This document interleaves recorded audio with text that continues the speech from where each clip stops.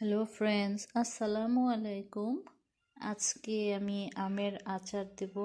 এর জন্য আমগুলোকে আমি গাছ থেকে পেড়ে নিয়ে আসছি।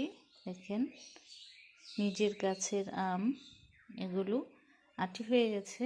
আমি আমগুলোকে এভাবে কেটে নিচ্ছি খোসাসহ। আচারের জন্য আমি আমগুলোকে এভাবে সুন্দরভাবে সবগুলো আম কেটে ধুয়ে নিয়েছি। আর আমি একটি স্পেশাল মশলা তৈরি করেছি আচারে দেওয়ার জন্য। এই চুলাতে আমি একটি কড়াই বসিয়েছি। আমি এখানে আচারের জন্য গুড় এবং চিনি দুটোই ব্যবহার করেছি।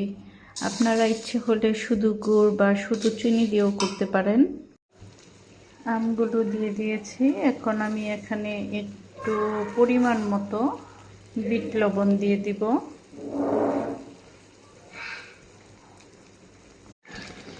আমার আচারটা প্রায় হয়ে আসছে। এখন আমি আমার তৈরি করা মশলাটা দিয়ে দিব।